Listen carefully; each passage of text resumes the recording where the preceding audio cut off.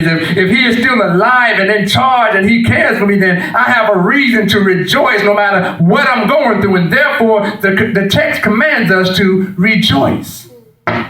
Make a joyful noise unto the Lord. He tells us here how to be joyful. He says in verse number 1 and 2 that we're told to worship joyfully. Worship joyfully.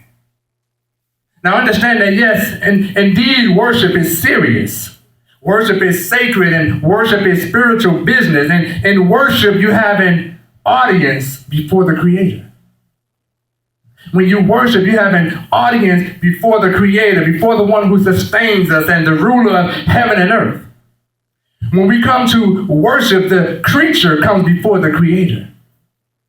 When we come to worship, the finite addresses the infinite. The weak comes before the omnipotent, and the foolish come before the all-wise.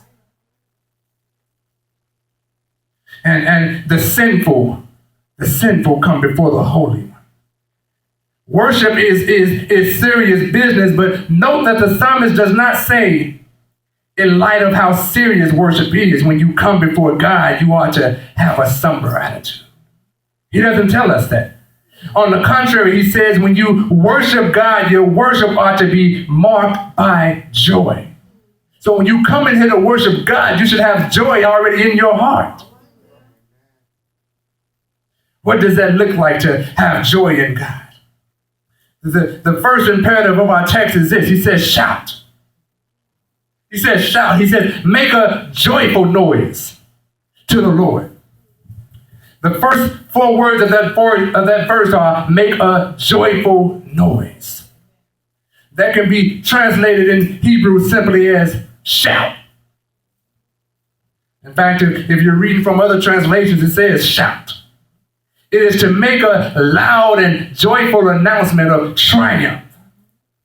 Like a soldier who's just won a victory on a battlefield. You should shout. Make a joyful noise. What he's saying, church, is this: worship shouldn't be like sitting in a doctor's office. You should not sit and worship like you're stuck in traffic or attending a funeral. When you come before God, you ought to come before him with a joyful shout of praise.